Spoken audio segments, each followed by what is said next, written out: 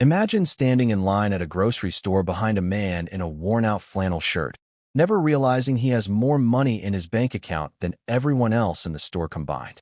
Intro. Today, we are uncovering the unbelievable true stories of 5 secret millionaire retirees who lived so modestly that even their closest neighbors had no idea they were sitting on absolute fortunes. Most people think being a millionaire means driving a German sports car, wearing designer suits, and living in a gated mansion, but the reality of stealth wealth is often much quieter and far more interesting. Our first story takes us to the quiet town of Hartford, Connecticut, where we meet Ronald Red. If you had seen Ronald during his working years, you would have seen a man who spent 25 years fixing cars as a gas station attendant and another 17 years working as a part-time janitor at JCPenney. He drove a used Toyota Yaris, used safety pins to hold his old denim jacket together, and was known for cutting his own firewood well into his 90s. He was the definition of ordinary. However, when Ronald passed away in 2014 at the age of 92, the entire world was shocked to find out that this humble janitor had a net worth of over $8 million. How did a man with a low-wage job amass such a staggering amount of money? It wasn't through the lottery or a sudden inheritance. Ronald was a master of the buy and hold strategy. He lived significantly below his means, saving every spare penny he earned from his blue-collar jobs and pivoting those savings into high-quality, dividend-paying stocks. He didn't chase get-rich-quick schemes or trendy tech bubbles.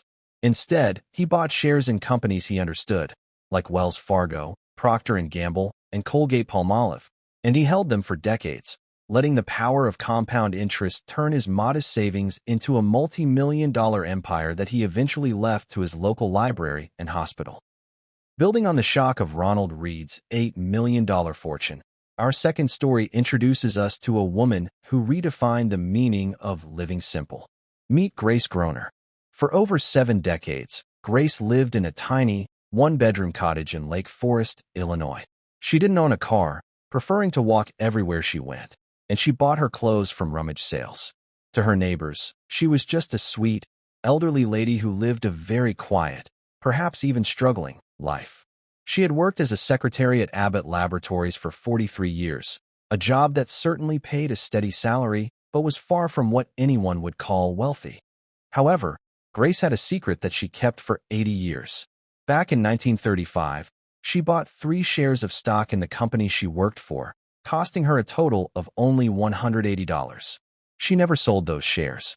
Instead of spending her dividends on a fancier house or luxury vacations, she reinvested every single cent back into the stock. By the time Grace passed away in 2010 at the age of 100, that tiny $180 investment had blossomed into a staggering $7 million fortune. The most incredible part, Grace didn't keep a penny of it for herself. She left the entire amount to her alma mater, Lake Forest College, to fund scholarships for students to study abroad and pursue internships. Her story proves that you don't need a high-powered CEO salary to become a multimillionaire. You just need an incredible amount of patience and the discipline to let time do the heavy lifting. While everyone else was chasing the latest trends, Grace was quietly building an empire from a secretary's desk. But as impressive as Grace's patience was, our third retiree story involves a man whose lifestyle was so incredibly frugal that even his own family was left speechless by the numbers found in his will. Our third retiree is a man named Curt D. German from Sweden, known to his neighbors as Tin Can Curt. If you had seen him wandering the streets of Skellefteå, you would have likely mistaken him for a man in desperate need of help.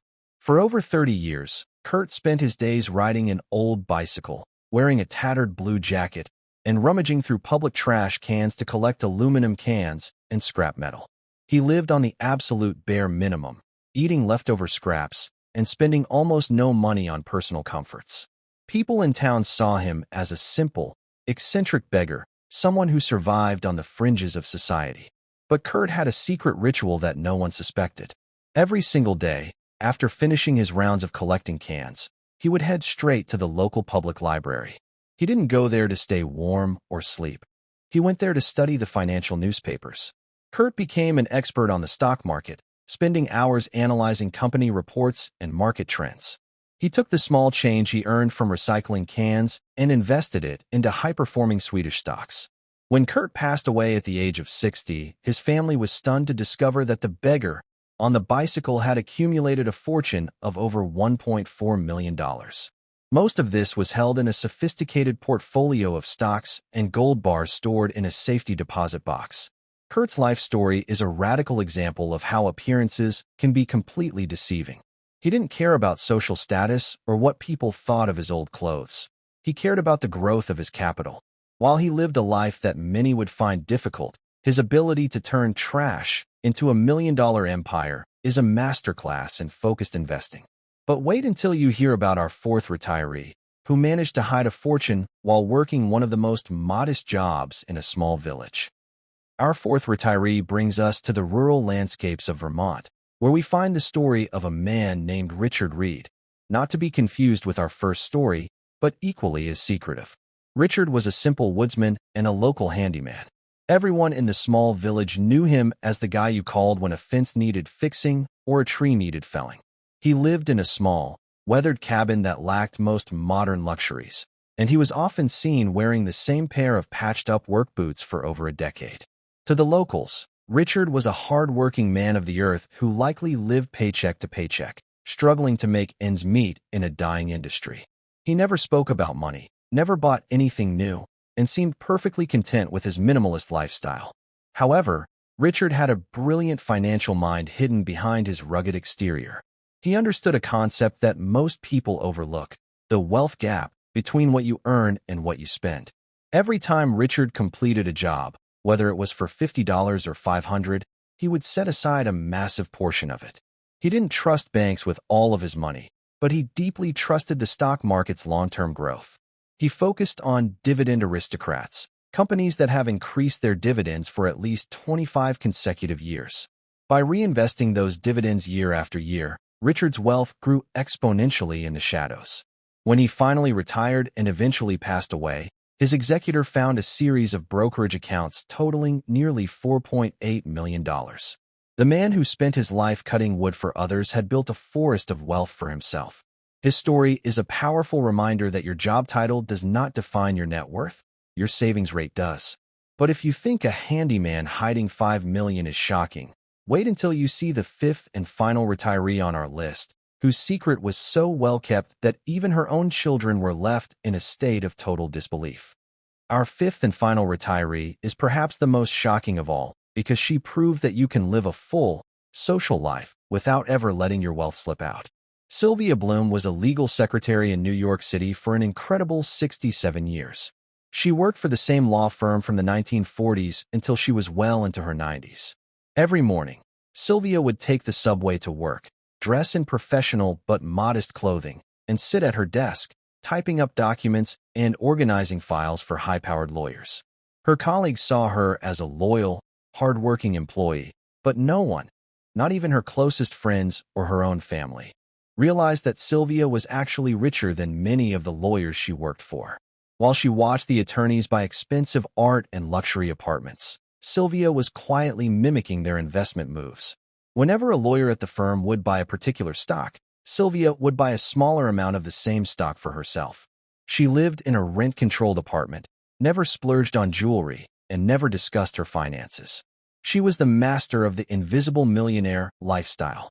It wasn't until she passed away in 2016 at the age of 96 that the truth came out.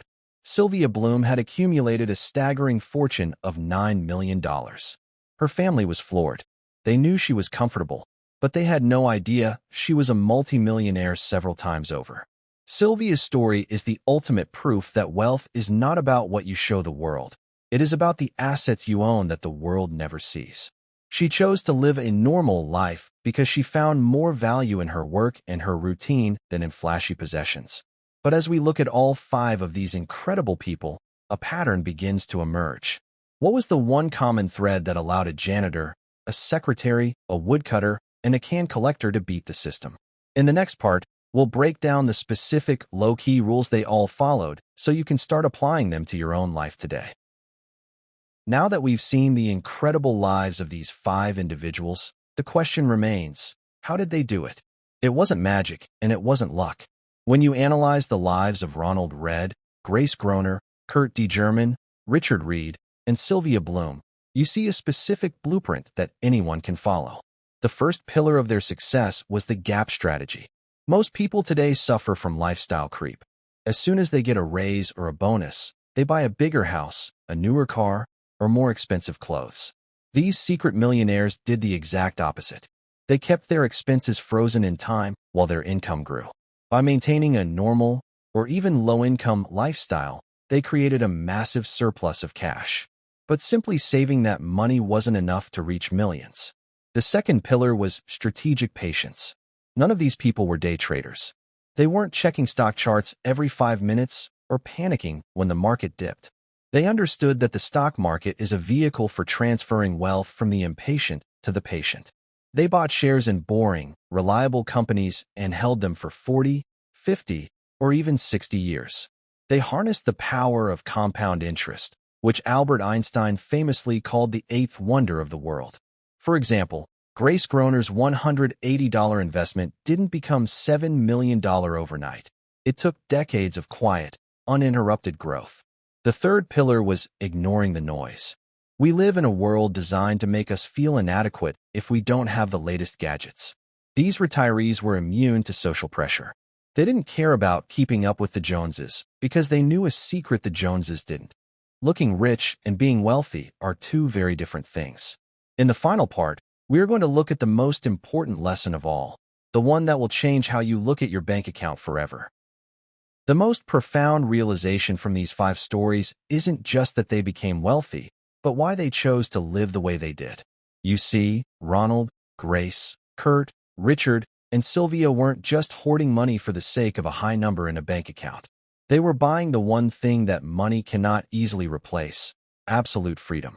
By choosing to live normal or even low-key lives, they removed the stress of debt, the anxiety of job loss, and the constant pressure to impress people they didn't even like. Their wealth provided them with a quiet confidence that a flashy car never could. The final lesson here is that true wealth is what you don't see. It is the cars not purchased, the designer watches left in the store, and the expensive upgrades declined. It is the peace of mind that comes from knowing you are financially invincible, even if the rest of the world thinks you are just an ordinary retiree. So, how can you apply this today? You don't have to live like a hermit or collect cans to achieve this. You simply need to start where you are. Begin by widening the gap between your income and your expenses. Invest that difference into assets that pay you while you sleep, and most importantly, give those assets the gift of time. Stop measuring your success by your neighbor's driveway and start measuring it by the freedom in your calendar. These 5 individuals prove that the path to a multi-million-dollar retirement is hidden in plain sight, available to anyone with the discipline to stay the course. The question isn't whether it's possible to build a fortune on a modest salary. We've just seen 5 people who did it. The real question is, are you willing to live a life that no one notices today so you can have a life that everyone envies tomorrow? The choice is yours. Start building